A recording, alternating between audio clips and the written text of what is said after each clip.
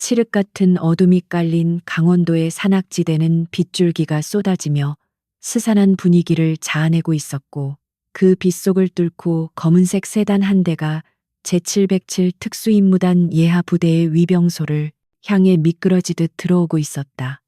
평소라면 엄격한 경계태세를 유지해야 할 위병소였지만 쏟아지는 빗소리에 파묻혀 경계 근무를 서던 초병의 자세는 눈에 띄게 흐트러져 있었으며 차량이 정문 바로 앞까지 다가왔음에도 불구하고 즉각적인 수화 절차를 밟지 않는 안일한 모습이었다. 차가 완전히 멈춰서고 뒷좌석의 창문이 천천히 내려가자 그제야 화들짝 놀란 초병이 허둥지둥 총을 고쳐 매며 다가왔지만 차 안에서 뿜어져 나오는 서늘한 기운에 압도되어 말문이 막히고 말았다. 창문 너머로 드러난 인물의 얼굴은 군의 최고위 지휘관이라기보다는 갓 입대하여 훈련소에 들어온 신병보다도 훨씬 어려 보이는 앳된 소년의 모습이었기에 초병은 자신의 눈을 의심하며 잠시 멍하니 서 있을 수밖에 없었다. 하얗고 잡티 하나 없는 피부와 커다란 눈망울, 그리고 가냘픈 턱선은 영락없이 고등학교 교실에 앉아 있어야 할 학생의 외모였지만 그의 어깨 위에는 대한민국 국군에서 소장 계급을 의미하는 두 개의 별이 선명하게 빛나고 있었다. 강진우 소장은 당황하여 경례조차 잊은 초병을 차가운 눈빛으로 일별하며 아무런 말 없이 자신의 신분증을 내밀었고, 그 짧은 침묵 속에는 태풍 전야와도 같은 무거운 압박감이 서려 있었다. 부대 내부의 장교 식당에서는 신임 지휘관의 부임을 환영한다는 명목으로 성대한 술자리가 벌어지고 있었는데, 그곳의 공기는 밖의 긴장감과는 정반대로 흥청망청한 취기와 시끄러운 웃음소리로 가득 차 있었다. 이 부대의 실질적인 권력자로 군림해온 박민석 대령은 상석에 앉아 붉게 달아오른 얼굴로 부하들에게 술을 권하며 새로 부임할 지휘관에 대한 노골적인 비하 발언을 서슴지 않고 쏟아내고 있었다. 그는 자신이 쌓아온 오랜 경력과 부대 내의 장악력을 과시하며 이번에 내려오는 소장이 나이 어린 낙하산 인사라는 소문을 안주 삼아 씹어대고 있었고, 주변의 소령과 대위들은 그 장단에 맞춰 아부 섞인 웃음을 터뜨리고 있었다.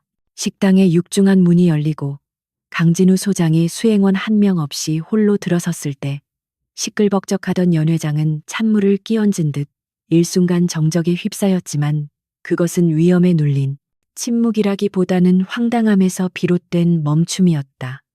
젖은 전투복 대신 깔끔한 정복을 입고 나타난 진우의 모습은 박 대령이 상상했던 그 어떤 군인의 이미지와도 달랐으며 너무나도 왜소하고 어려 보이는 외모 탓에 장교들 사이에서는 헛기침과 함께 킥킥거리는 비웃음 소리가 새어 나오기 시작했다.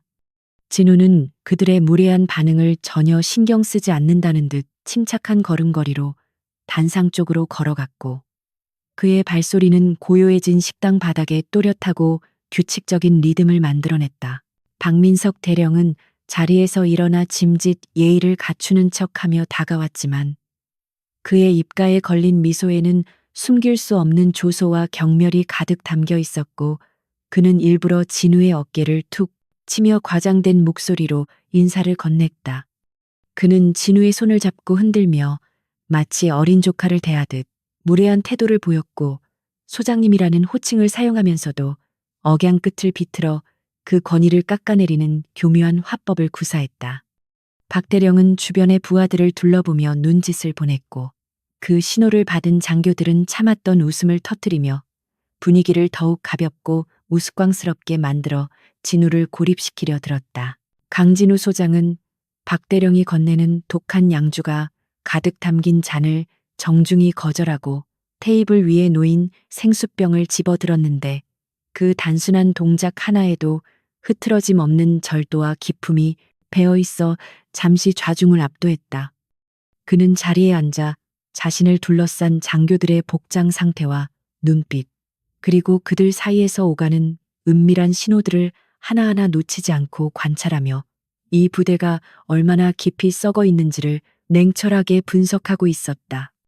진우의 침묵을 요약함으로 오해한 박대령은 더욱 기고만장해져서 군 생활의 어려움이나 인생의 선배로서 해주는 조언이라며 주제 넘는 설교를 늘어놓기 시작했다.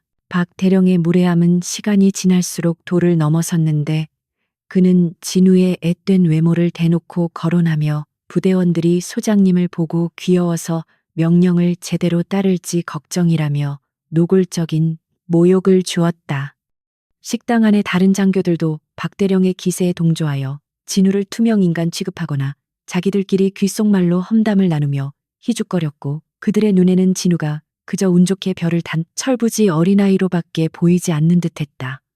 하지만 그들은 진우가 탁자 아래로 주먹을 꽉 쥐거나 분노를 표출하는 대신 오히려 더욱 차분하게 가라앉은 눈동자로 그들의 얼굴 하나하나를 기억하고 있다는 사실을 전혀 눈치채지 못했다.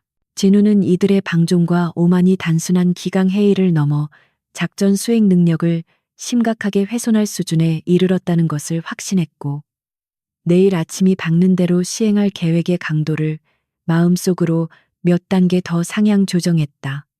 그는 자신이 겪어온 수많은 전장과 죽음의 고비들을 떠올리며 눈앞에서 벌어지는 이 삼류 코미디 같은 상황이 얼마나 가소로운지 속으로 비웃었지만 겉으로는 표정 하나 바꾸지 않았다. 진우에게 있어 진정한 군인의 명예는 술자리에서의 허세가 아니라 극한의 상황에서 증명되는 것이었기에 그는 지금의 모욕을 묵묵히 견디며 내일 보여줄 지옥을 준비하고 있었다. 술자리가 무르익어 갈 무렵 진우는 자리에서 일어나 짧고 간결한 목소리로 내일 일정이 있으니 먼저 일어나겠다는 말을 남기고 뒤도 돌아보지 않고 식당을 빠져나갔다. 그의 뒷모습이 사라지자마자 식당 안은 다시 한번 폭소와 조롱 섞인 고 함소리로 가득 찼고 박대령은 마치 승리자라도 된 양 의자에 거만하게 기대어 앉아 부하들에게 술을 더 가져오라고 소리쳤다. 그들은 자신들이 방금 호랑이의 굴에 발을 들여놓았다는 사실을 까맣게 모른 채 오늘 밤이 그들이 군인으로서 누리는 마지막 평화로운 밤이 될 것이라는 사실을 꿈에도 상상하지 못하고 있었다. 숙소로 돌아온 강진우 소장은 정복을 벗어 칼같이 정리한 뒤 내일 새벽 작전에 사용할 전술조끼와 개인 화기를 점검하며 거울 속에 비친 자신의 동안 얼굴을 무심하게 응시했다. 거울 속에 그는 더 이상 소년이 아니라 수많은 적을 베어 넘긴 냉혹한 사냥꾼의 눈빛을 하고 있었고 그의 손놀림은 기계처럼 정확하고 빨랐으며 감정의 동요는 찾아볼 수 없었다. 시계 바늘은 어느덧 자정을 향해 가고 있었고 진우는 창밖의 빗소리를 들으며 오만함에 취해 잠든 저들에게 진정한 공포와 존경이 무엇인지 가르쳐줄 새벽 사시를 조용히 기다렸다. 새벽 사시가 되기 직전의 고요함은 폭풍이 몰아치기 전에 긴장감을 머금고 있었지만 숙취에 쩔어있는 부대원들은 그 서늘한 기운을 전혀 감지하지 못하고 깊은 잠에 빠져 있었다. 어둠 속에 몸을 숨긴 강진우 소장은 전술 고글을 착용하고 야간 투시경을 조정한 뒤 손목시계의 초침이 정각을 가리키는 순간을 차분하게 기다리고 있었다.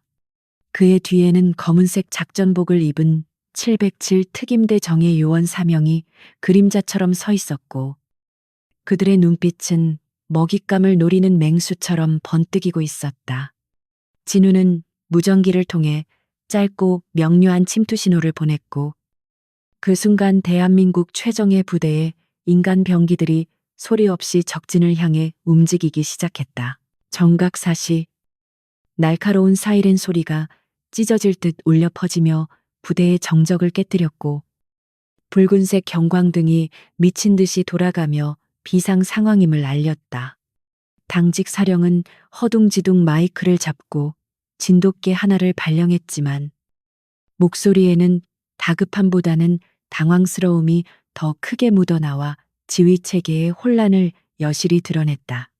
침상에서 뒹굴던 병사들은 눈을 비비며 억지로 몸을 일으켰고 장교 숙소에서는 어제 마신 술이 덜 깬 장교들이 비틀거리며 군복을 찾는 촌극이 벌어지고 있었다.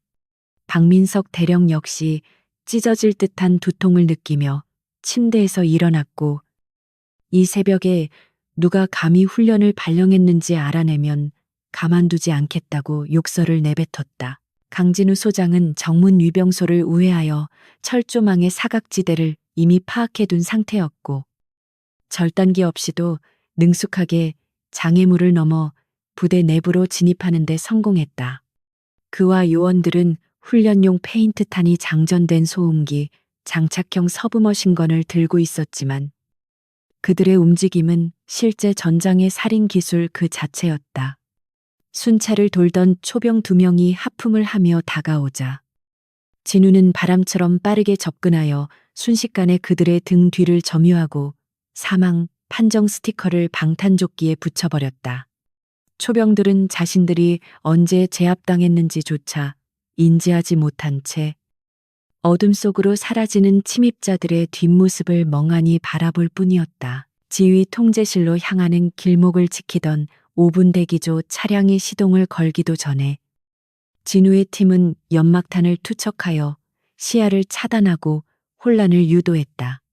자욱한 연기 속에서 병사들은 우왕좌왕하며 허공에 대고 고함을 질렀지만 그들 사이를 유령처럼 누비는 특임대원들의 정확한 사격에 하나둘씩 무력화되었다.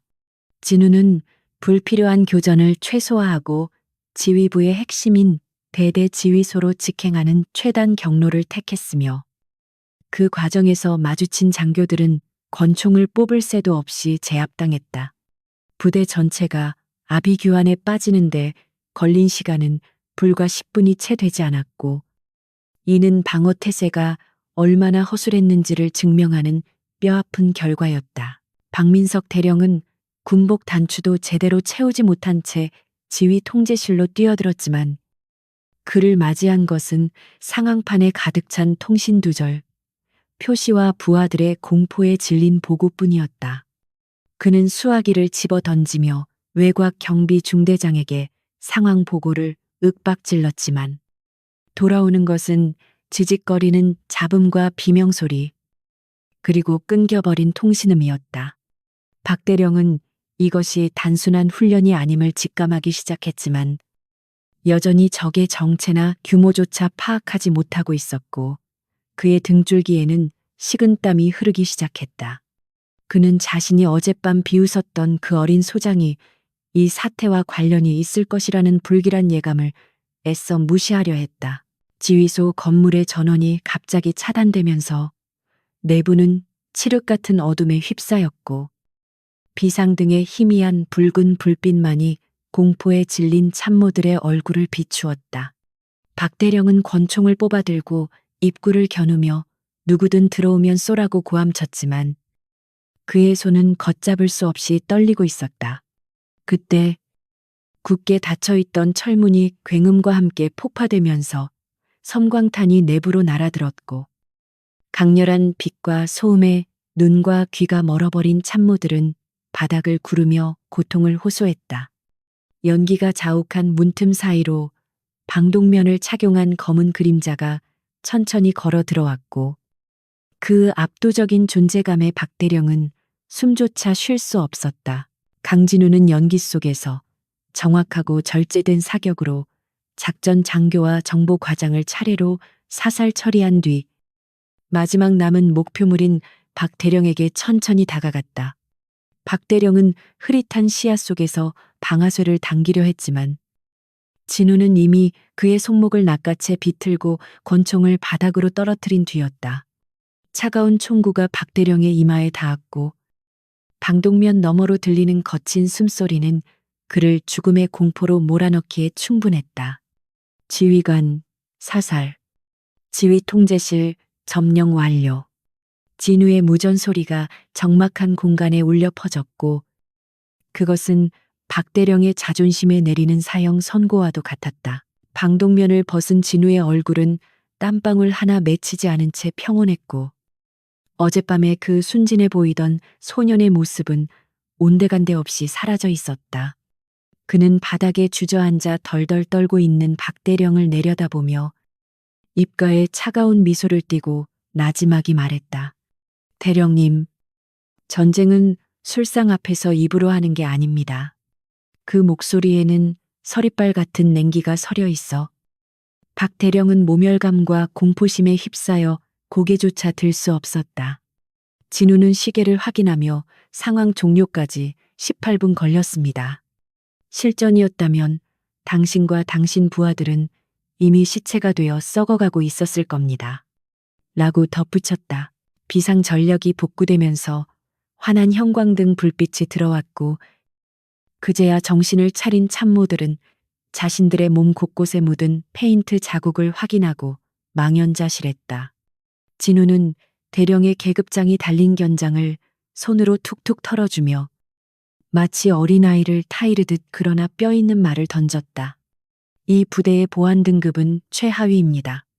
제가 데려온 인원은 단 4명뿐이었는데 400명이 넘는 병력이 손 한 번 못 써보고 당했습니다. 그의 말은 사실이었고 그 사실은 칼날이 되어 그 자리에 있는 모든 장교들의 가슴을 후벼 팠다. 어젯밤 그를 조롱하며 낄낄거리던 위관급 장교들은 이제 그와 눈을 마주치는 것조차 두려워 시선을 피하고 있었다. 진우는 지휘 통제실 중앙의 상황판 앞으로 걸어가 엉망이 된 방어 계획 지도를 손가락으로 가리키며 즉석에서 전술적 오류들을 지적하기 시작했다. 그는 초병의 배치 간격, 순찰 로트의 사각지대, 통신망의 취약점 등을 조목조목 짚어내며 이 부대가 얼마나 안일하게 운영되어 왔는지를 적나라하게 까발렸다. 그의 브리핑은 완벽했고 논리정연했으며 그가 단순한 낙하산 인사가 아니라 실전 경험으로 무장한 괴물 같은 지휘관임을 증명하는 순간이었다. 박 대령은 쥐구멍이라도 찾고 싶은 심정으로 멍하니 서 있을 뿐 어떤 변명도 할 수 없었다. 해가 뜨기 시작하면서 부대 연병장에는 전병력이 집합했고 패배감에 젖은 무거운 침묵만이 감돌고 있었다. 단상에 오른 강진우 소장은 마이크를 잡지 않고 육성으로 쩌렁쩌렁하게 훈시를 시작했는데 작은 체구에서 뿜어져 나오는 성량은 연병장 구석구석까지 또렷하게 전달되었다. 너희들의 목숨은 국가가 잠시 맡겨둔 것이다. 그 목숨을 지킬 실력이 없다면 군복을 벗어라. 그의 일갈은 병사들의 나태해진 정신을 매섭게 채찍질했고 그동안 박 대령의 비호 아래 편안함을 누려왔던 장교들에게는 공포 그 자체로 다가왔다. 진우는 훈련이 끝난 직후 휴식을 부여하는 대신 즉각적인 재편성 훈련과 강도 높은 전술 토의를 명령하여 부대원들의 혼을 쏙 빼놓았다. 그는 직접 연병장으로 내려와 병사들의 사격 자세를 교정해주고 구시대적인 전술을 고집하는 중대장들을 호되게 질책하며 부대의 공기를 완전히 바꿔놓았다. 병사들 사이에서는 어린 소장님이 아니라 저승사자가 왔다는 소문이 순식간에 퍼져나갔고 어제의 비웃음은 경외심과 두려움으로 빠르게 대체되고 있었다. 박 대령은 자신의 집무실 창가에서 이 광경을 내려다보며 자신의 군 생활이 심각한 위기에 처했음을 직감했다. 점심 식사 시간, 식당의 분위기는 어젯밤과는 180도 달라져 있었고 숨소리조차 들리지 않을 정도로 조용했다. 진우가 식판을 들고 들어오자 모든 장교가 일제히 기립하여 격려를 했고 그들의 눈빛에는 더 이상 조롱이 아닌 긴장감이 가득했다. 진우는 별다른 말 없이 병사들과 섞여 식사를 하며 그들의 고충을 듣는 모습을 보였는데 이는 장교들에게는 또 다른 형태의 무언의 압박으로 작용했다. 그는 거칠애보다는 실질적인 전투력과 병사들의 복지를 최우선으로 생각하는 지휘관임을 행동으로 보여주고 있었던 것이다. 오후 일과가 시작될 무렵 상황실의 팩스기에서 긴급한 문서 한 장이 출력되어 나왔고 통신병의 표정은 사색이 되었다. 그것은 훈련 상황 시나리오가 아니라 인근 화학 공장에서 발생한 실제 테러 상황을 알리는 합참의 작전 명령서였다. 진우는 보고를 받자마자 눈빛이 매섭게 변하며 전 병력, 실탄, 지급, 출동 준비 5분 이라는 짧고 굵은 명령을 내렸다. 이것은 훈련이 아닌 실제 상황이었고 오늘 새벽에 치욕을 만회할 기회이자 목숨을 건 진짜 시험대가 그들을 기다리고 있었다. 박민석 대령은 떨리는 손으로 실탄 탄창을 결합하며 새벽에 겪었던 가상의 공포가 현실의 공포로 바뀌는 것을 느끼고 다리가 풀릴 뻔했다. 반면 강진우 소장은 마치 물 만난 물고기처럼 침착하고 신속하게 작전 계획을 수립하고 예하 부대의 지시를 하달하고 있었다. 그의 머릿속에는 이미 공장의 도면과 테러범들의 예상, 이동 경로가 입체적으로 그려지고 있었고 그는 이 위기를 기회로 삼아 썩어빠진 부대를 완전히 뜯어고칠 계획을 세우고 있었다.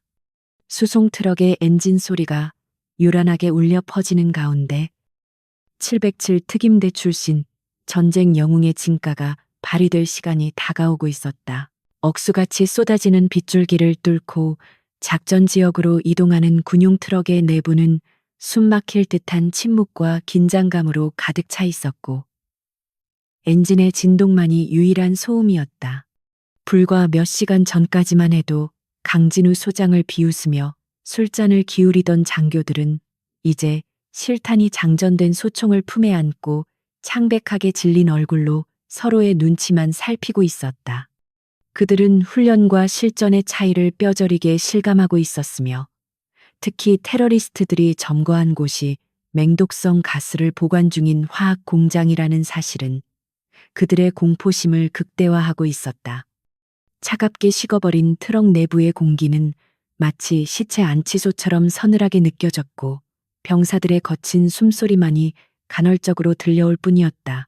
박민석 대령은 흔들리는 트럭 좌석에 앉아 마른 침을 삼키며 맞은편에 앉은 강진우 소장을 곁눈질로 훔쳐보았지만 진우의 표정은 평온한 호수처럼 고요했다. 진우는 태블릿 PC를 통해 현장 정보를 실시간으로 확인하며 작전 지도를 머릿속에 그려나가고 있었고 그의 눈빛에서는 두려움이나 망설임을 전혀 찾아볼 수 없었다.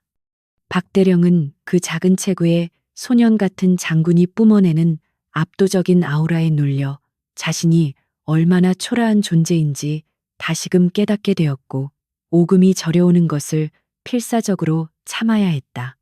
그는 자신의 어깨에 달린 무궁화 세계가 지금 이 순간에는 아무런 의미도 없는 쇳덩어리에 불과하다는 사실을 뼈저리게 느끼고 있었다. 현장에 도착하자마자 눈앞에 펼쳐진 광경은 그야말로 아수라장이었는데 공장 주변은 이미 경찰 통제선으로 봉쇄되어 있었고 곳곳에서 피어오르는 검은 연기가 하늘을 뒤덮 있었다.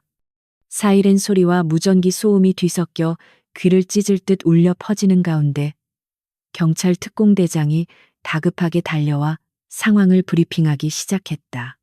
테러리스트들은 중동 지역에서 활동하던 전문 용병들로 추정되며 그들은 공장 직원 20명을 인질로 잡고 중앙 통제실을 장악한 채 거액의 몸값과 도주 경로를 요구하고 있었다.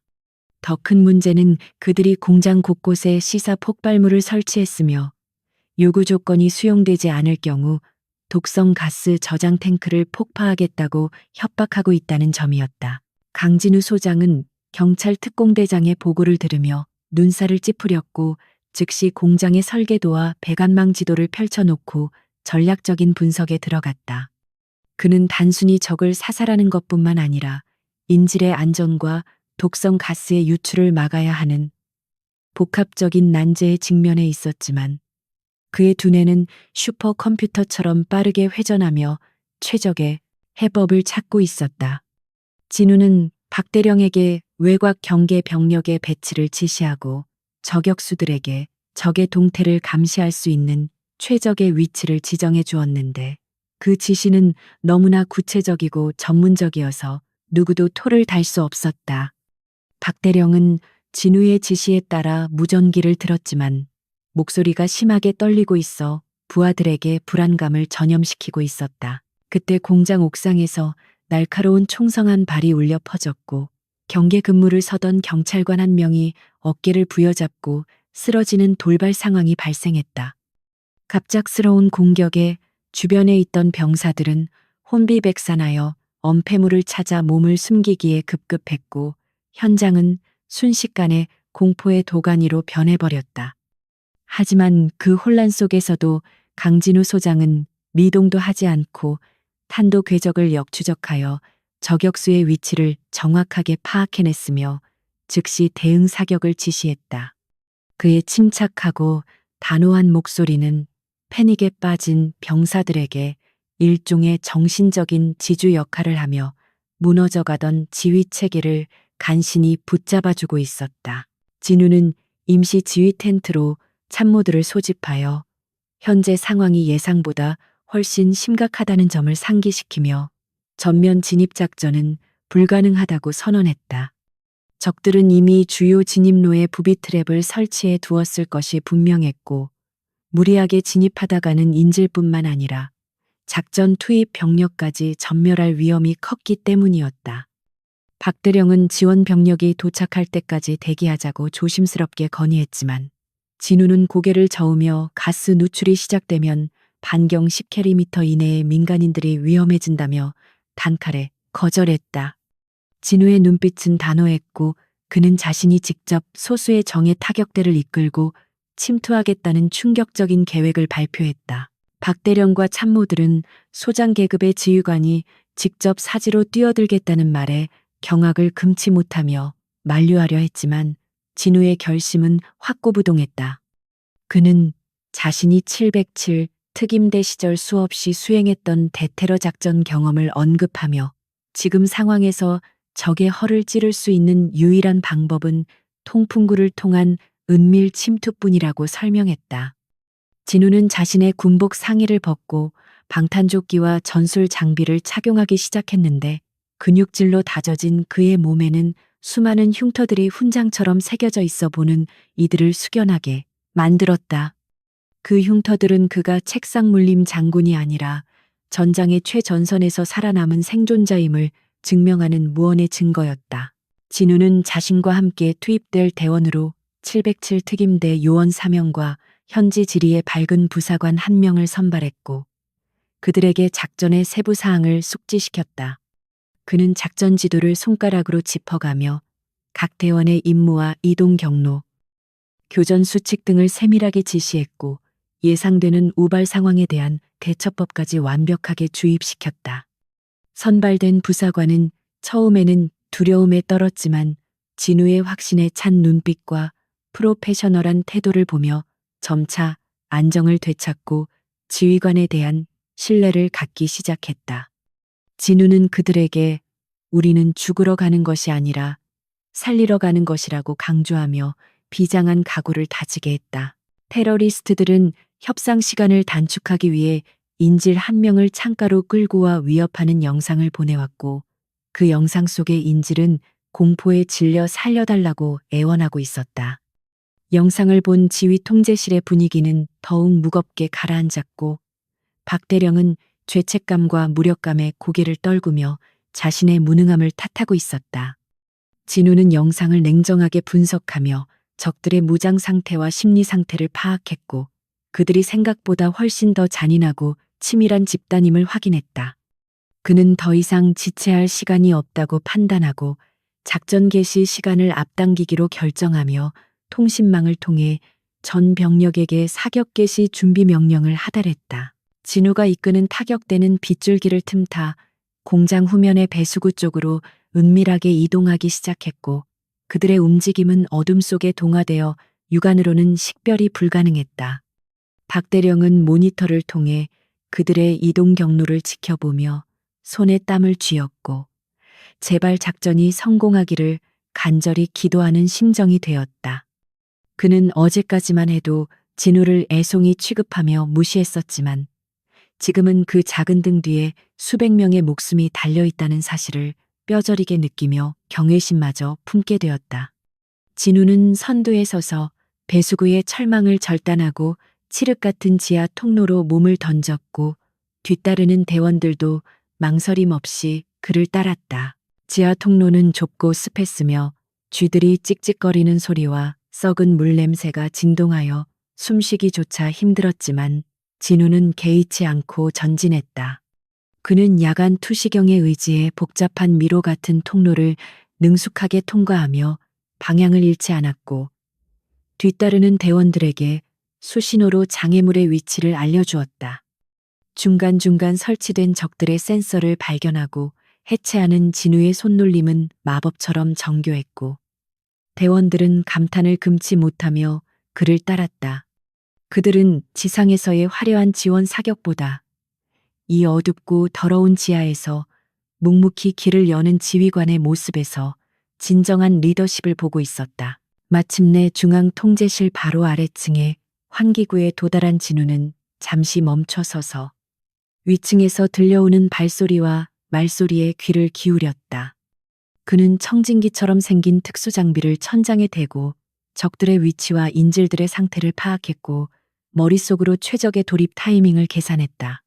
진우는 대원들에게 눈짓으로 신호를 보내며 각자 위치를 잡게 했고 폭약으로 천장을 뚫고 동시에 진입할 준비를 마쳤다.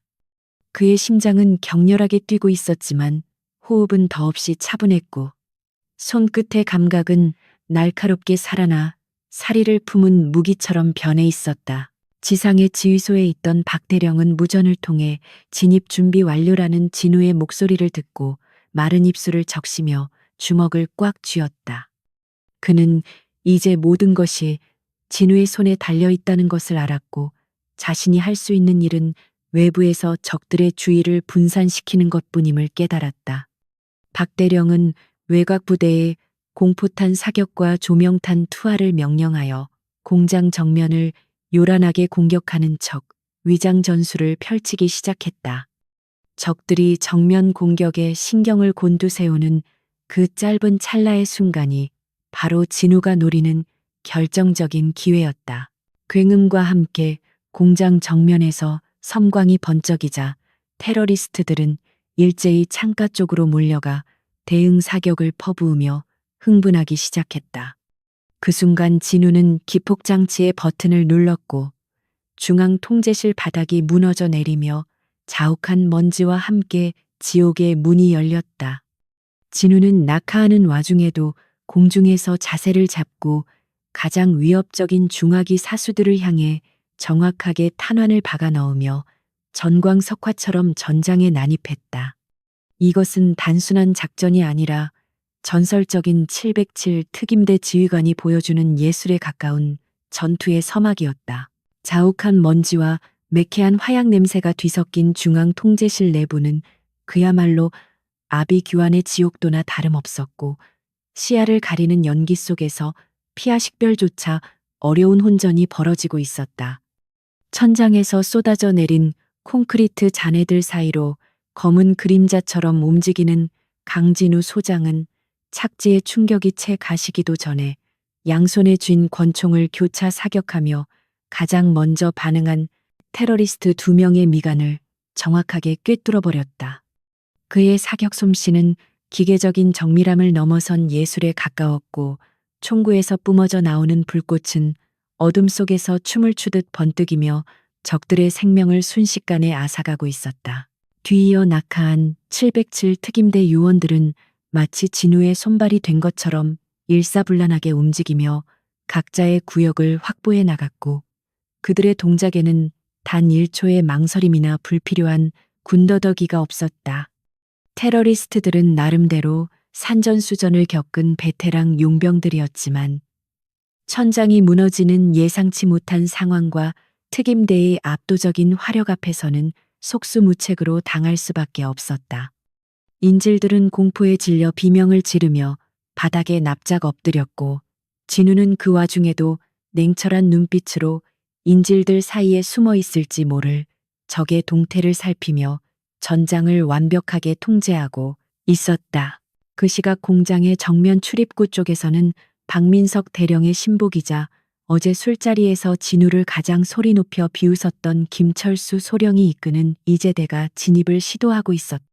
김소령은 진우가 내부를 교란시킨 틈을 타서 들어와 공을 세우려는 얄팍한 계산을 하고 있었지만 막상 총알이 빗발치는 현장에 들어서자 다리가 후들거리며 극심한 공포를 느꼈다. 그는 부하들에게 전진하라고 소리쳤지만 정작 본인은 기둥 뒤에 숨어 고개조차 내밀지 못하고 있었고 그의 얼굴은 핏기가 완전히 사라져 창백한 유령처럼 변해 있었다. 김소령의 이재대가 통로를 확보하며 중앙 통제실로 접근하던 중 구석에 쌓여 있던 드럼통 뒤에서 죽은 척하고 있던 테러리스트 한 명이 기습적으로 몸을 일으켰다. 그는 품 안에서 수류탄의 안전핀을 뽑으려 하고 있었고 그 위치는 김소령과 그의 부하들이 밀집해 있는 곳에서 불과 몇 미터 떨어지지 않은 지점이었다. 김소령은 적을 발견하고도 너무 놀라 방아쇠를 당기지 못한 채 얼어붙어 버렸고 그의 동공은 확장되어 다가오는 죽음을 그저 멍하니 바라볼 뿐이었다. 절체절명의 순간 통제실 안쪽에서 상황을 정리하고 있던 진우가 본능적으로 위험을 감지하고 몸을 180도 회전하며 권총을 들어 올렸다. 거리는 약 30m였고 시야는 부서진 파이프에서 뿜어져 나오는 증기로 인해 극도로 불량한 상태였지만 진우의 망설임 없는 손가락은 이미 방아쇠를 당기고 있었다. 탕하는 날카로운 파열음과 함께 테러리스트의 손목이 정확하게 명중되어 피를 뿜었고 그가 들고 있던 수류탄은 바닥으로 굴러떨어지며 엉뚱한 방향으로 미끄러져 나갔다.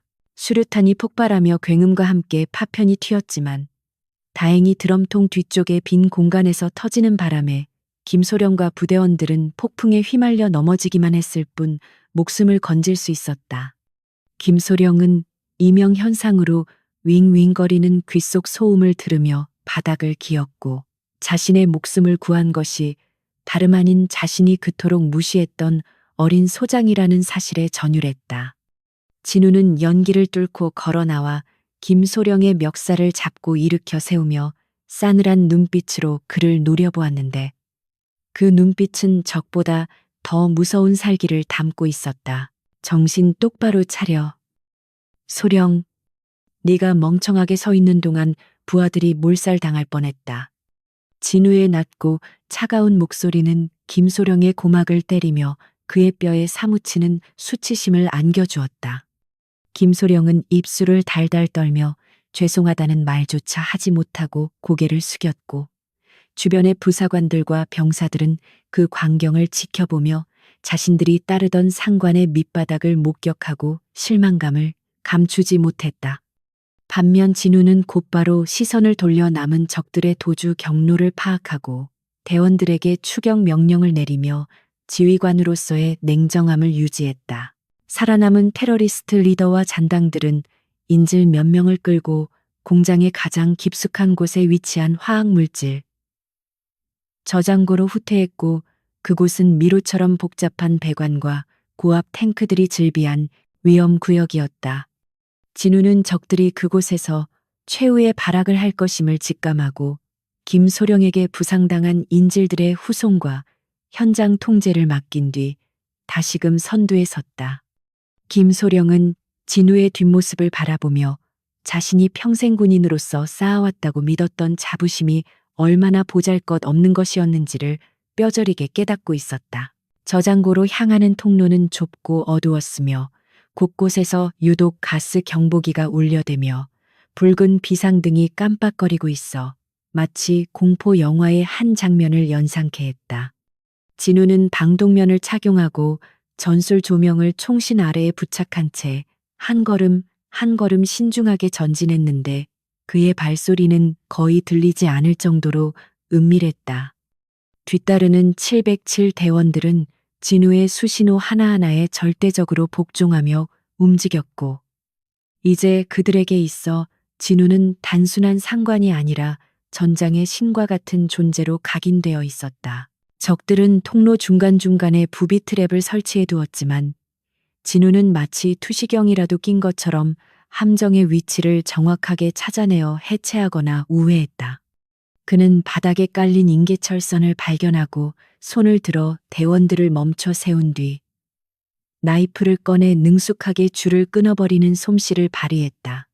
그 모습을 지켜보던 대원 중 한 명은 소장님이 도대체 어떤 과거를 살아왔기에 저런 기술을 가지고 있는지 경이로움을 넘어 두려움마저 느꼈다. 저장고 입구에 도달했을 때 적들은 중기관총을 거치해 놓고 맹렬한 사격을 퍼부어 진우와 대원들의 발을 묶어 놓으려 했다.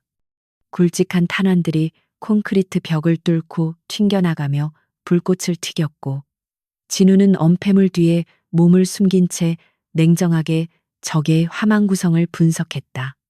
그는 무전기를 통해 후방에 있는 저격팀에게 우회 사격을 요청하는 동시에 자신이 미끼가 되어 적의 시선을 끌기로 결심했다. 내가 나갈 테니 2번과 3번은 측면으로 돌아가 제압한다. 실시. 진우의 명령은 간결했고 대원들이 말릴 틈도 없이 그는 엄폐물 밖으로 몸을 던져 지그재그로 달리며 적의 사격을 유도했다.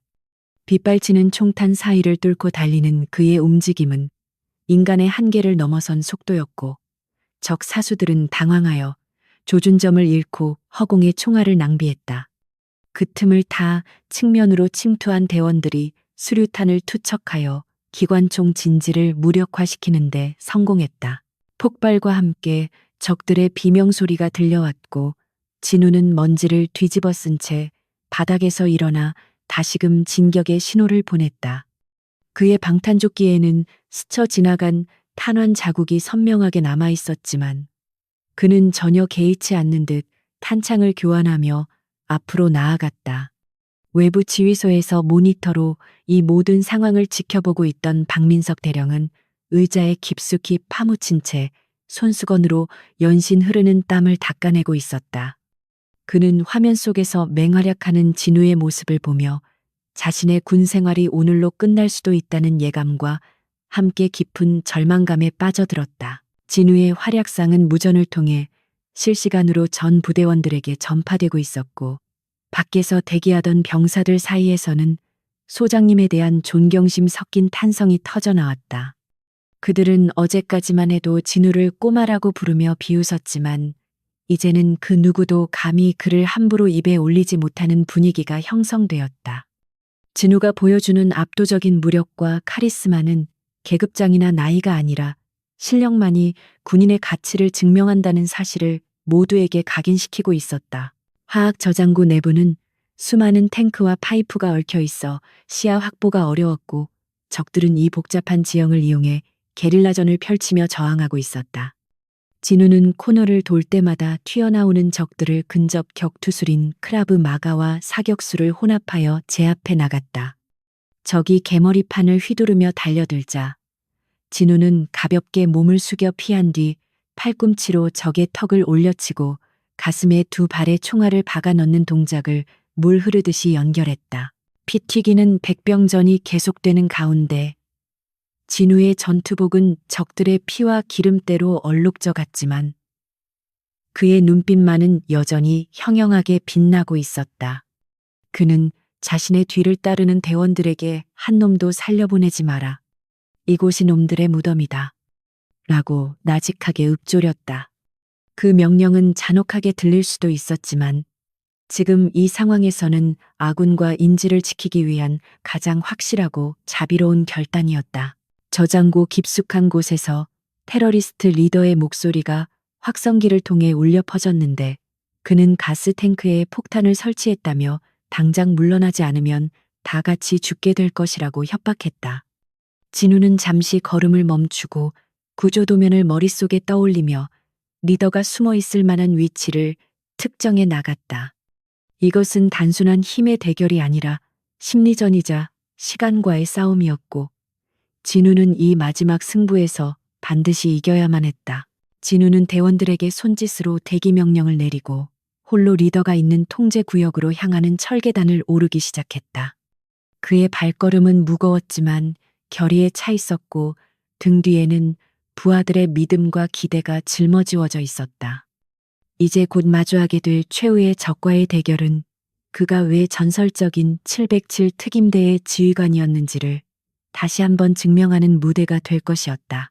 거대한 화학 저장 탱크들이 도열한 공장 내부는 마치 강철로 만들어진 미로와 같았고, 곳곳에서 뿜어져 나오는 증기가 시야를 흐리게 만들며 음산한 분위기를 자아내고 있었다. 강진우 소장은 707 특임대원들과 함께 숨소리를 죽이며 이동하고 있었지만, 그들의 뒤를 따르는 일반 보병 장교인 최대위는 긴장감에 거친 숨을 몰아쉬고 있었다. 최대위는 어제 술자리에서 진우의 동안 외모를 비웃으며 가장 크게 웃었던 인물 중 하나였지만, 지금은 진우의 등 뒤에 숨어 목숨을 부지하고 있는 처량한 신세였다. 진우는 이따금씩 뒤를 돌아보며 손가락을 입술에 갖다 대어 침묵을 지시했고, 그 눈빛은 서늘할 정도로 침착했다. 적들은 공장의 지형지물을 완벽하게 파악하고 있었고, 그들은 진우 일행이 개활지에 들어서기만을 기다리며 어둠 속에 매복해 있었다. 갑자기 머리 위쪽에 설치된 투광등이 켜지며 강렬한 빛이 쏟아졌고, 그와 동시에 사방에서 십자포화가 빗발치기 시작했다. 총알이 철제 난간을 때리며 불꽃을 튀겼고, 바닥에 콘크리트 파편이 튀어오르며 순식간에 아비규환의 상황이 연출되었다. 진우는 본능적으로 몸을 날려 가장 가까운 탱크 뒤로 몸을 숨겼지만, 반응이 늦은 최대위는 허둥지둥거리다 다리에 스치는 총상을 입고 바닥에 쓰러지고 말았다. 적들의 공격은 단순히 총격에 그치지 않고 배관 밸브를 파괴하여 고압의 가스를 누출시키는 비열한 전술로 이어졌다. 하얀색 가스가 굉음과 함께 뿜어져 나오자 시야는 더욱 좁아졌고, 방독면을 착용했음에도 불구하고 피부가 따끔거리는 고통이 느껴졌다. 최대위는 고통과 공포에 질려 비명을 지르며 엄폐물 밖으로 기어 나오려 했고, 그것은 적의 저격수에게 완벽한 표적을 제공하는 자살행위나 다름없었다.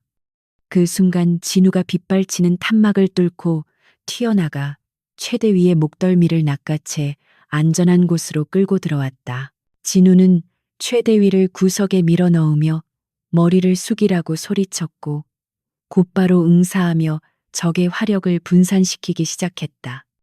그의 소총은 단발 사격임에도 불구하고 놀라운 정확도로 적의 머리를 하나씩 찾아냈고, 놈들의 기세는 진우의 압도적인 사격술에 눌려 점차 수그러들었다. 진우는 무전기를 통해 대원들에게 우회 기동을 지시하며 자신은 정면에서 적의 주의를 끄는 위험한 임무를 자처했다.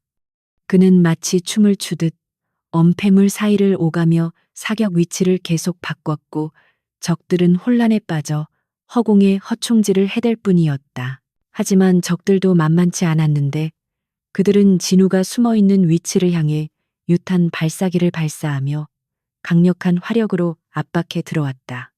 쾅하는 폭발음과 함께 진우가 숨어있던 드럼통이 날아가고 파편이 사방으로 튀면서 진우의 왼쪽 어깨에 깊은 상처를 입혔다.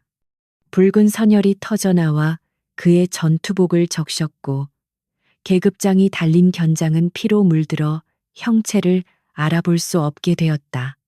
최대위는 그 모습을 보고 경악하여 소장님이라고 외쳤지만, 진우는 고통을 참아내며 이를 악물고 다시 총을 들어 올렸다. 피를 흘리며 서 있는 진우의 모습은 더 이상 어제 보았던 앳된 소년이 아니라 지옥에서 돌아온 악귀와도 같았고, 그 기백은 적들마저 주춤하게 만들었다. 진우는 통증으로 떨리는 왼팔을 억지로 고정시킨 채 오른손만으로 사격을 계속하며 한 걸음도 물러서지 않았다. 그는 자신의 뒤에 있는 부하들을 지키기 위해 인간의 한계를 넘어서는 정신력을 발휘하고 있었고, 그 처절한 모습은 최대위의 가슴 속에 씻을 수 없는 충격과 부끄러움을 안겨주었다. 최대위는 자신이 저런 영웅을 비웃었다는 사실에 쥐구멍이라도 찾고 싶은 심정이 되었다. 707 특임대원들이 측면을 돌파하여 적의 기관총 진지를 수류탄으로 제압하자 전세는 순식간에 역전되기 시작했다. 폭발과 함께 적들의 비명이 울려 퍼졌고 진우는 그 기회를 놓치지 않고 앞으로 돌진하여 남은 적들을 하나씩 처리해 나갔다. 그는 부상당한 몸이라고는 믿기지 않을 정도로 빠르고 정확하게 움직였으며 근접전에서는 나이프를 사용하여 적의 급소를 찌르는 냉혹함을 보였다. 그의 움직임 하나하나에는 사리가 담겨 있었지만 그것은 무자비한 사륙이 아니라 전우를 지키기 위한 필사적인 몸부림이었다. 전투가 잠시 소강 상태에 접어들자 진우는 거친 숨을 몰아쉬며 벽에 기대어 섰고 그의 얼굴은 출혈로 인해 창백하게 질려 있었다. 최대위가 울먹이며 다가와 응급처치 키트를 꺼내려 했지만 진우는 손을 들어 제지하며 아직 끝난 것이 아니라고 단호하게 말했다. 그는 자신의 상처를 대충 지혈대로 묶은 뒤 탄창을 확인하고 다시 전방을 주시했다. 그의 눈빛은 여전히 불타오르고 있었고 그 강인한 의지는 주변에 있는 모든 대원들에게 무언의 용기를 불어넣어주고 있었다. 진우는 무전기를 들어 지휘 통제실의 상황을 보고했는데 그의 목소리는 부상에도 불구하고 흔들림 없이 침착하여 듣는 이들을 더욱 숙연하게 만들었다. 박민석 대령은 모니터를 통해 피투성이가 된 진우의 모습을 지켜보며 아무 말도 하지 못한 채 입술만 깨물고 있었다. 그는 자신이 평생 군인으로서 지켜왔다고 믿었던 자존심이 진우의 피 묻은 군복 앞에서 얼마나 초라한 것인지 뼈저리게 느끼고 있었다. 이제 그 누구도 진우를 어린아이라고 부르지 못할 것이며 그는 이 부대의 진정한 지휘관으로 거듭나고 있었다. 진우는 남은 대원들을 점검하고 최후의 결전 장소인 메인 컨트롤 룸을 향해 시선을 고정했다. 그곳에는 테러리스트 리더와 아직 해체되지 않은 폭탄이 기다리고 있었고 이것이 마지막 관문임을 직감했다. 진우는 최대위에게 부상자들을 데리고 후퇴하라고 명령했지만 최대위는 고개를 저으며 끝까지 소장님과 함께하겠다고 고집을 부렸다. 진우는 잠시 그를 바라보다가 희미한 미소를 지으며 고개를 끄덕였고 두 사람은 피와 땀으로 얼룩진 전우회를 나누며 다시 어둠 속으로 발걸음을 옮겼다. 메인 컨트롤룸의 육중한 철문이 폭파와 함께 뜯겨나가자 자욱한 연기 너머로 테러리스트 리더의 거대한 실루엣이 드러났는데 그는 마치 곰처럼 거대한 덩치를 자랑하고 있었다. 리더는 한 손에는 원격 기폭 장치를 꽉 쥐고 다른 한 손에는 대구경 매그넘 권총을 들고 있었으며 입가에는 여유만만한 미소를 띠고 있었다. 그는 진입한 진우의 왜소한 체구를 훑어보며 코웃음을 쳤고 대한민국 군대는 이제 보이스카우트를 보내나 보군이라며 비릿한 조소를 날렸다. 방 안에는 수십 개의 모니터가 현장을 비추고 있었고 중앙의 거대한 화학 탱크에 부착된 타이머의 붉은색 디지털 숫자가 빠르게 줄어들며 파멸의 시간이 임박했음을 알리고 있었다. 강진우 소장은 리더의 도발에 일일이 대꾸하는 대신 차가운 눈빛으로 방 내부의 구조와 적의 동태를 순식간에 스캔하며 제압 방법을 계산했다. 리더가 쥐고 있는 기폭장치는 손을 떼는 순간 폭발하는 데드맨 스위치 방식이었기에 섣불리 사살했다가는 공장 전체가 독가스 구름에 뒤덮일 위험이 있었다. 진우는 뒤따라 들어온 대원들에게 사격 중지 신호를 보냈고 천천히 총을 내려놓으며 자신이 직접 해결하겠다는 무언의 의지를 내비쳤다. 팽팽한 긴장감이 흐르는 가운데 진우의 이마에서는 식은땀이 흘러내려 피 묻은 뺨을 타고 흘렀지만 그의 호흡은 폭풍 전야의 바다처럼 고요하게 가라앉아 있었다. 리더는 진우가 무기를 버리는 것을 보고 항복하려는 것으로 착각하여 낄낄거리며 다가왔지만 그것은 맹수를 눈앞에 둔 사냥감의 치명적인 오판이었다. 거리가 좁혀지는 순간 진우의 눈빛이 번뜩였고 부상당한 어깨의 고통을 무시한 채 바닥을 박차고 튀어나가는 속도는 인간의 반응 속도를 넘어선 것이었다. 리더가 당황하여 권총을 들어 올리기도 전에 진우의 발차기가 그의 손목을 강타했고 둔탁한 파열음과 함께 권총이 허공으로 날아가 벽에 처박혔다. 하지만 리더는 덩치에 걸맞게 맷집이 좋았고 곧바로 품에서 거대한 컴뱃 나이프를 꺼내어 진우의 목을 노리고 무자비하게 휘두르기 시작했다. 좁은 공간에서 벌어지는 백병전은 그야말로 목숨을 건 춤사위와 같았는데 리더의 칼날이 허공을 가를 때마다 섬뜩한 바람 소리가 났다. 진우는 최소한의 움직임으로 칼날을 피하며 적의 빈틈을 파고들었지만 리더의 압도적인 힘과 리치 차이는 쉽게 극복하기 어려운 난관이었다. 게다가 이전 전투에서 입은 왼쪽 어깨의 총상이 격렬한 움직임으로 인해 다시 찢어지며 극심한 통증을 유발해 진우의 동작을 미세하게 둔화시키고 있었다. 리더는 그 틈을 놓치지 않고 진우를 걷어찼고 진우는 제어 콘솔에 강하게 부딪히며 입에서 붉은 피를 한 줌 토해내고 말았다. 외부 지휘소에서 모니터를 통해 이 광경을 지켜보고 있던 박민석 대령은 핏기가 완전히 사라진 얼굴로 주먹을 꽉 쥐고 있었고 그의 손톱이 살을 파고들 정도로 힘이 들어가 있었다. 그는 그동안 자신이 멸시했던 작은 거인이 피투성이가 되어 거구의 괴물과 맞서 싸우는 모습을 보며 가슴 깊은 곳에서 뜨거운 무언가가 끓어오르는 것을 느꼈다. 박대령의 눈가에는 어느새 눈물이 고여 있었고 그는 모니터를 향해 제발 일어나라고 소리 없는 비명을 지르며 진우를 응원하고 있었다. 그것은 단순한 전우애를 넘어 진정한 군인에 대한 경외심과 자신의 부끄러운 과거에 대한 참회의 눈물이었다. 진우는 흐릿해지는 의식을 다잡으며 비틀거리는 몸을 일으켜 세웠고 다시금 공격 자세를 취했는데 그 눈빛에는 죽음조차 두려워하지 않는 결기가 서려 있었다. 리더는 끈질긴 놈이라며 욕설을 퍼붓고 마지막 일격을 가하기 위해 칼을 높이 쳐들고 달려들었지만 그것이 바로 진우가 기다리던 순간이었다. 진우는 몸을 낮춰 적의 품으로 파고들며 707 특임대 고유의 살상 무술인 크라브 마가 기술을 사용하여 리더의 팔꿈치 관절을 역방향으로 꺾어버렸다. 으아악하는 끔찍한 비명 소리가 터져나왔지만 진우는 멈추지 않고 리더의 명치를 무릎으로 가격하여 숨통을 끊어놓을 듯한 충격을 주었다.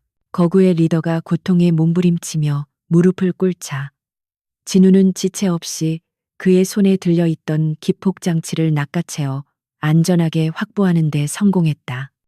하지만 타이머는 멈추지 않고 계속해서 카운트다운을 하고 있었고 남은 시간은 불과 30초 남짓으로 죽음의 문턱이 코앞까지 다가와 있었다.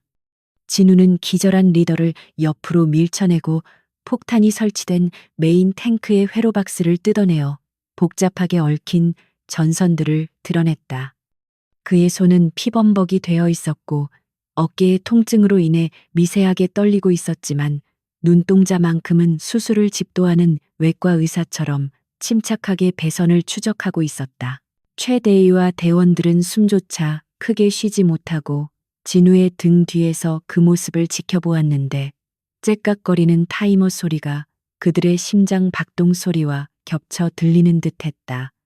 진우는 주머니에서 멀티툴을 꺼내어 붉은색 전선과 파란색 전선 사이에서 잠시 멈칫했으나 곧 폭발물 처리 교육 당시의 기억을 되살려 망설임 없이 니퍼를 들이댔다. 바.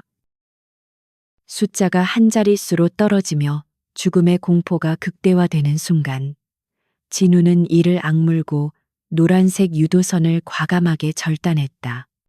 틱 하는 작은 소리와 함께 02초에서 타이머가 멈췄고 순간 정적이 흘렀다가 안도의 한숨 소리가 방안을 가득 채웠다.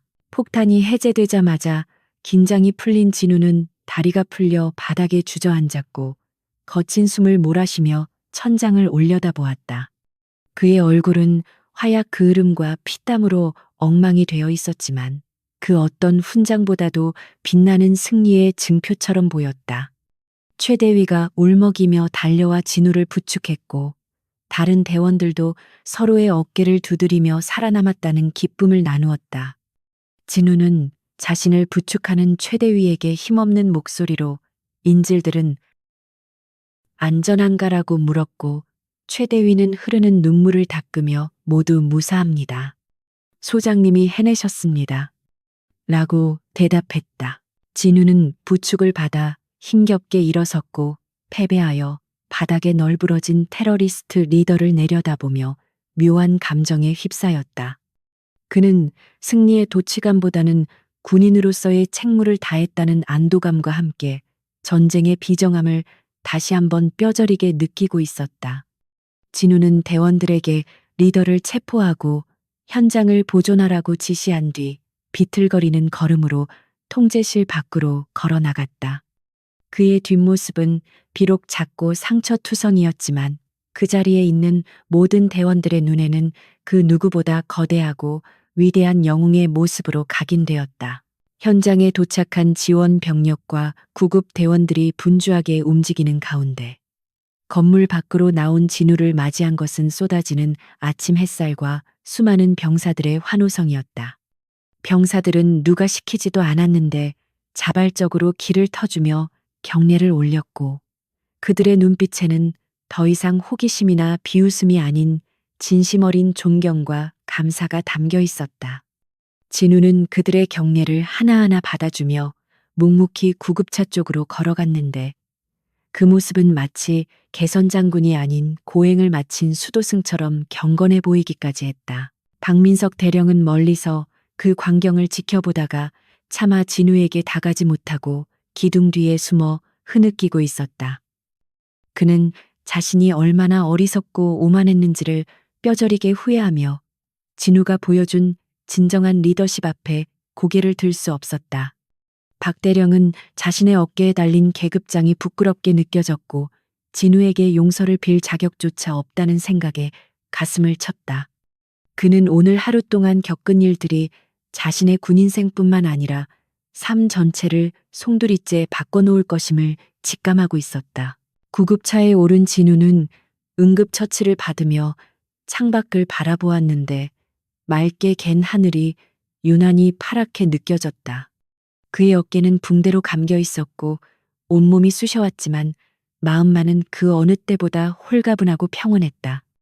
그는 자신이 지켜낸 평화가 얼마나 소중한 것인지를 되새기며 잠시 눈을 감고 휴식을 취했다. 귓가에는 여전히 전장의 소음이 맴돌고 있었지만 그것은 이제 공포가 아닌 승리의 팡파르처럼 들려오고 있었다. 사건이 종료된 후 현장은 빠르게 정리되었지만 진우가 남긴 강렬한 인상은 부대원들의 뇌리에 깊이 박혀 지워지지 않았다. 707 특임대원들은 자신들의 전설적인 지휘관과 함께 작전을 수행했다는 사실에 무한한 자부심을 느꼈고 다른 부대원들에게 무용담을 늘어놓느라 바빴다. 그 이야기 속에서 진우는 더 이상 어린애가 아니라 작은 거인, 전장의 신으로 묘사되고 있었고 그 별명은 전군으로 퍼져나가며 새로운 전설의 시작을 알리고 있었다. 진우가 병원으로 후송된 뒤 텅 빈 부대 연병장에는 정막이 감돌았지만 그 공기는 이전과는 확연히 다른 무게감을 지니고 있었다. 병사들의 눈빛은 살아있었고 훈련에 임하는 자세는 진지해졌으며 부대 곳곳에 만연했던 나태함과 기강해이는 눈 녹듯 사라져 있었다. 강진우라는 한 사람의 존재가 썩어가던 조직의 생명력을 불어넣고 죽어가던 군인 정신을 되살려 놓은 것이었다. 그리고 그 중심에는 겉모습이 아닌 실력과 희생으로 증명해 보인 진정한 리더십이 있었다. 사건 발생 일주일 후 강진우 소장은 퇴원 수속을 마치고 마지막 행정 처리를 위해 다시 부대를 방문했는데 부대의 풍경은 그가 처음 도착했던 날과는 완전히 딴판으로 변해 있었다.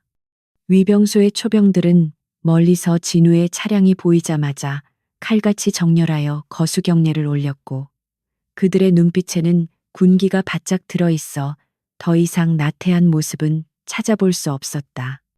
연병장에서 훈련 중이던 병사들도 진우의 차량이 지나가자 하던 동작을 멈추고 부동자세를 취하며 존경심을 표했는데 그것은 강요에 의한 것이 아니라 마음에서 우러나오는 진심, 어린 예우였다. 진우는 차창 밖으로 그들의 달라진 모습을 바라보며 무표정한 얼굴 속에 안도감을 감추었다. 지휘 통제실 회의실에는 박민석 대령을 포함한 모든 장교들이 미리 집합하여 숨소리조차 내지 못한 채 진우를 기다리고 있었고, 공기 중에는 무거운 침묵만이 감돌고 있었다. 문이 열리고 붕대를 감은 왼팔을 정복 안으로 감춘 진우가 들어서자 장교들은 일제히 기립하여 경례 구호를 외쳤고, 그 목소리는 회의실이 떠나갈 듯 우렁찼다. 진우는 천천히 상석으로 걸어가 자리에 앉았고, 그 작은 체구에서 뿜어져 나오는 위압감은 회의실에 있는 모든 거구의 장교들을 압도하기에 충분했다.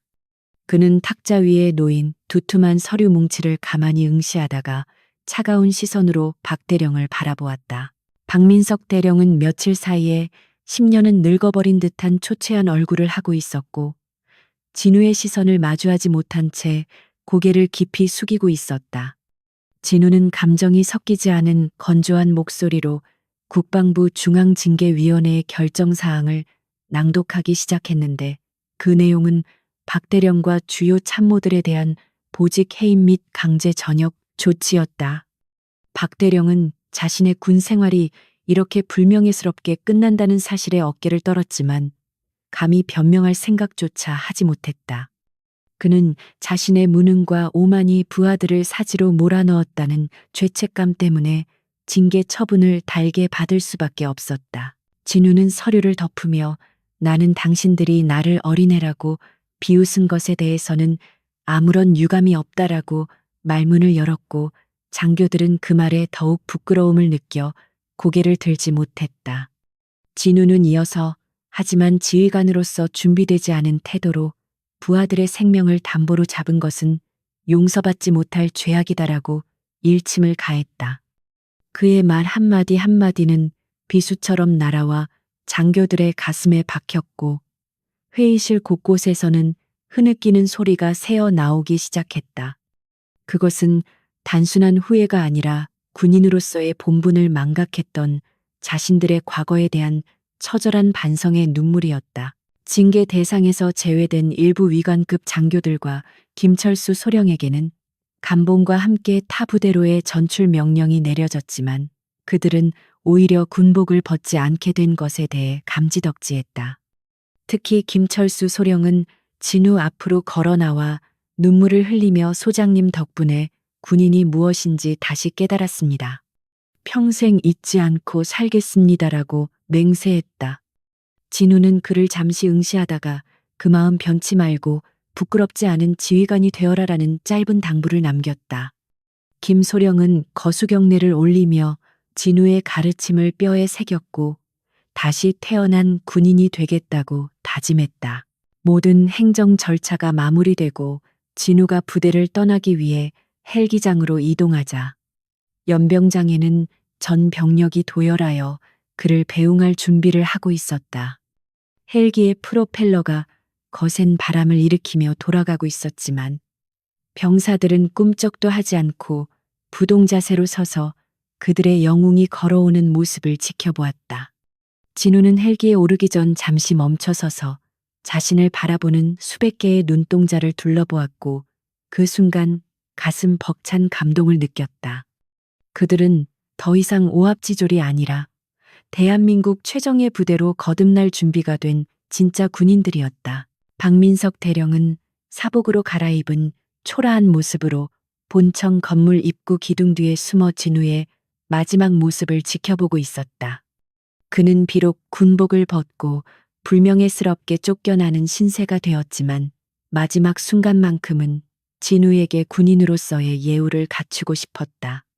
그는 아무도 보지 않는 곳에서 홀로 차렷 자세를 취하고 진우를 향해 떨리는 손으로 거수경례를 올렸다.